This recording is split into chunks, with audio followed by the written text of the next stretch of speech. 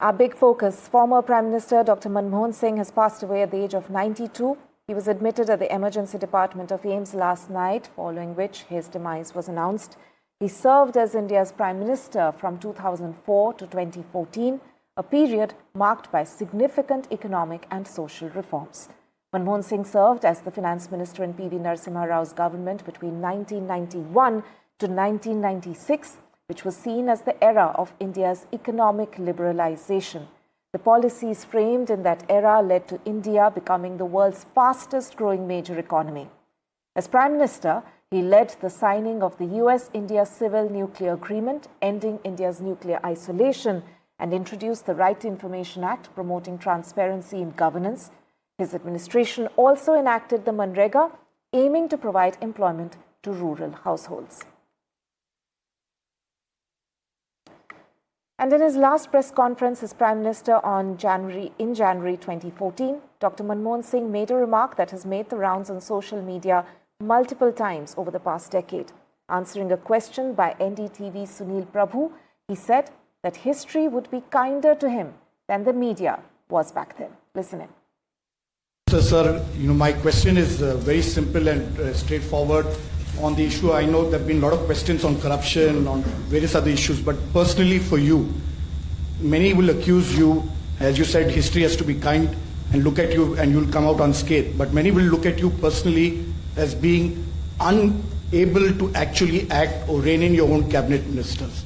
The fact that you allowed a situation to go out of hand, that you failed to act politically, which was required, and that you kept going back to a co-group or to various other people but refused to act, and that is why we came to a stage where even the Supreme Court asked the Prime Minister's office and even indicted it for various acts of omission and commission. So how do you respond to that politically, and how do you see your legacy because of the failure of you to act in a Well, I honestly believe that history will be kinder to me than the contemporary media or the or for that matter the opposition parties in parliament. Right, and let me go across to Sunil Prabhu right now. Sunil, this was a question that you had asked back in 2014, and that is one of the most oft-quoted quotes by late Dr. Manmohan Singh, where he was, of course, talking about at a time when UPA 2, there were a lot of corruption cases engulfing the government back then. And this was his response in terms of the question that you posed to him, the fact that even if he himself was not directly responsible, but the fact that some of these cases, there had been a criticism of the fact that he could not rein in some of his ministers. So take us through the moment of that press conference when you had posed that question and the response that came from him directly. Well, that was of a different time, of a different era, of a different vintage. Those were golden days of India's journalism. Today, I hope and pray that young journalists will remember those times and ask questions to the authorities in power. This is a clear revelation that, a man like Dr. Manmohan Singh, after finishing 10 years as the Prime Minister, had the ability to take on tough questions and respond to them with his self-effacing manner and his humbleness, his soft-spoken manner in trying to handle some of the most difficult periods of India's history. Please remember, right from 1991 till 2014, India was in a coalition era, and yet it brought in some epoch-making changes, be it in economic reforms, be it in the international era of, crossing that barrier of getting into to be recognized, not completely, but towards that ultimate goal of a nuclear state, and the fact that, the Five Eyes from the United States, Australia, New Zealand, and other countries helped to us to, get that much required clearance from the NSG, the waiver, so that we could have the Indo-US nuclear deal. The rest, of course, is a lot to be seen in terms of Dr. Manmohan Singh's legacy, the right-based programs, the right to information, which is a great benefit today, the right to employment, which is now called the Mahatma Gandhi National Rural Employment Guarantee Program, and then, of course, a host of other right-based, right to education, and that list continues. So there were a huge amount of changes that took place, the right to food, something which withstood, be it the Mahatma Gandhi National Rural Employment Guarantee Program or other programs which helped India during the COVID period. And as Dr. Manmohan Singh used to often say, there can't be a better trickle-down effect than economic reforms, and the great Indian middle class which created people like you and me and others, and which helped to ensure that the poor would be able to get a better deal. That, of course, has come under severe criticisms in recent times because of the kind of economic reforms that have been carried forward. But let's hope someday, the father of India's not only economic reforms and India's enlightened national interests in keeping our, interest internationally supreme, will get his due credit. He hasn't been given a Bharat Ratna. Hopefully someday, like Baba Saheb Ambedkar, Dr. Manmohan Singh would be remembered and recognized and given his due. As he said, history will be kinder to me. That's right, history will be kinder to him. Those were one of his most quoted words coming in from Dr. Manmohan Singh on that question that Sunil, in fact, had asked to him back in 2014. But Sunil, also, as you were mentioning, that it's a self-effacing manner, and the fact that he did a lot of his work very quietly without much of a pomp and show, those were the characteristic hallmarks of the manner in which he led the government between 2004 to 2014. Take us through some of the moments that you remember through, from your interactions with him or while you were covering the Congress back then, on how, despite a lot of pressure and criticism which was directed to Manmohan Singh, especially in the second tenure as Prime Minister in UPA 2, how he was the epitome of grace under pressure and managed to handle the kind of criticism that was thrown at him, leveled at him, and according to himself, only quite unkindly so by the media as well, in terms of how the policies were in fact doled out by the UPA 2 government in that era. There was a lot of controversy also which emerged from it, but he in a way held his ground in his characteristic quiet manner. That's right. There is a lot to be said and a lot to be written, and a lot of books have been written about UPA 1 and UPA 2. Dr. Manmohan Singh always believed that whatever he did should be in the better interest of the country and its people. And that was, and there were, of course, a huge amount of contradictions because he was managing a coalition with regional aspirations, regional partners. People today, he had to deal with a lot of tantrums from Mamata Banerjee to the late Karunanidhi to others. But he still managed those days effectively well. There were definitely, when you say, coalition government, everybody was given a free hand to deal with their ministries, unlike what it is today. And those were days where and it started off right from the time India saw its first coalition government, and that's the reason for why we have seen how things have unfolded, be it during the National Front government or, for that matter, the UF government, and then after that, Mr. Vajpayee's coalition, all had their own internal contradictions in terms of how to manage things. And that's a period where many of these prime ministers had to walk a tightrope to handle difficult situations. I can give you an example. For example, the right to information. Dr. Manmohan Singh and the National Advisory Council were all in agreement that there should be a right to information, much against the liking of the bureaucrats at that time. So much so that even the late President Abdul Kalam, and we were the first to break that story at that time, had raised objections to the right to information after he gave his assent.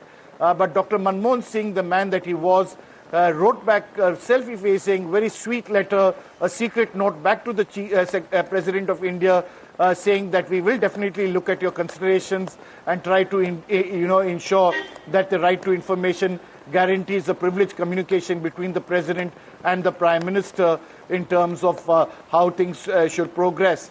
That being said, it went on to a stage where he had to politely say no to the UPA chairperson, Sonia Gandhi, all covered on NDTV during that entire period. It's been a lot, and to say can't do justice on a bulletin like this, but definitely Dr. Manmohan Singh had a unique style, a unique personality. There will and will always be only one Dr. Manmohan Singh. India was blessed to have him as a Prime Minister, soft-spoken, rare to find in Indian politics, as I say, a great Indian indeed. Right. Sunil, stay with us. Let's also play out that interaction or the answer to your question once again. My question is very simple and straightforward on the issue. I know there have been a lot of questions on corruption, on various other issues, but personally for you, many will accuse you, as you said, history has to be kind and look at you and you'll come out unscathed. But many will look at you personally as being unable to actually act or rein in your own cabinet ministers. The fact that you allowed a situation to go out of hand, that you failed to act politically, which was required, and that you kept going back to a co-group or to various other people but refused to act, and that is why we came to a stage where even the Supreme Court asked the Prime Minister's office and even indicted it for various acts of omission and commission. So how do you respond to that politically, and how do you see your legacy because of the failure of you to act in a Well, I honestly believe that history will be kinder to me than the contemporary media or for that matter, the opposition parties in parliament.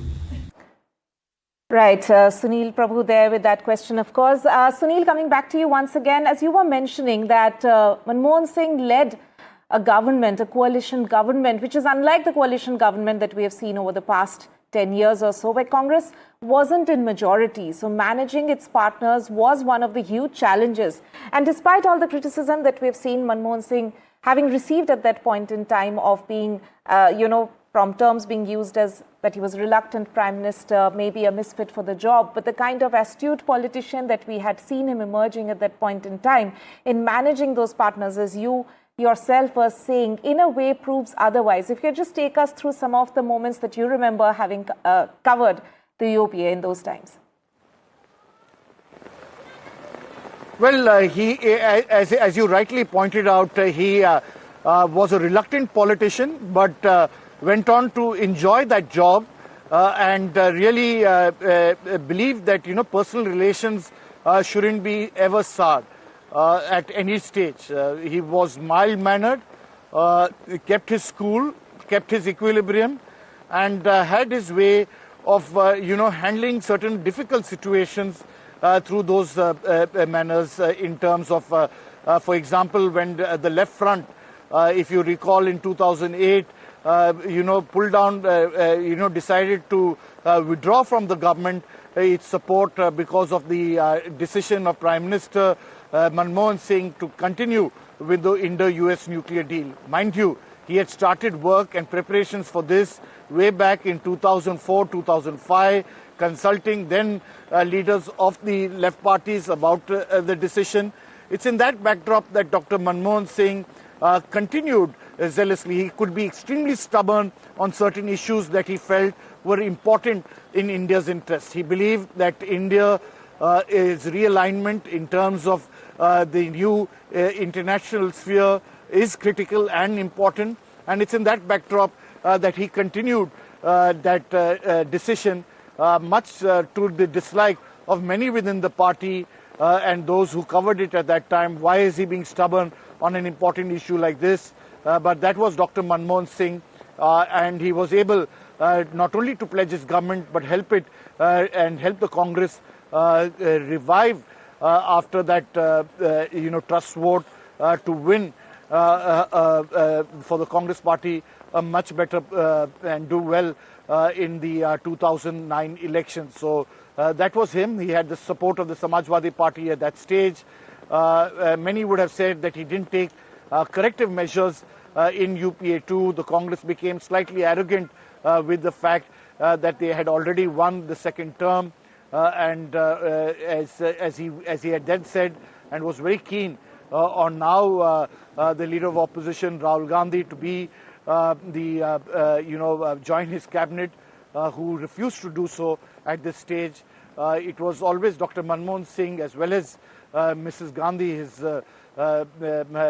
Sonia Gandhi, who was the UPA chairperson, who were keen that Rahul Gandhi, in fact, there was a delay in cabinet formation in 2009 because they wanted him to be part of the cabinet to understand the nitty-gritties of governance, which is critical if you want to be a politician, something that he reluctantly and stood fast against joining the Manmohan Singh government, both in the UPA 1 and UPA 2, which was something that Dr. Manmohan Singh wasn't very happy. The other, of course, is about the gate crashing of a press conference in Press Club, of which I was present.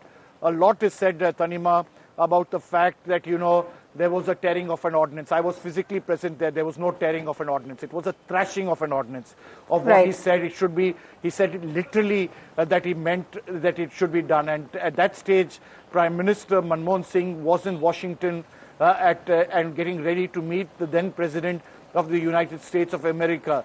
Many of his then former advisors were saying that he will resign and everything else. I, went back to ask Dr. Manmohan Singh later on about that entire critical period, and as he said, it didn't come across to my mind. No less than Rahul Gandhi came and apologized, for which we reported it on NDTV. And a very important point that Dr. Manmohan Singh said, he said that whatever I did was not only in the national interest, but also to ensure I was always grateful to Mrs. Gandhi and the Congress party, and nothing should be done to be detrimental towards that survival. So his loyalty has been steadfast, not only to the Congress party, but to a special relationship that he had with the then UPA chairperson, Sonia Gandhi, who he had a great equation with. Right. Sunil Prabhu there, thank you so much for joining us.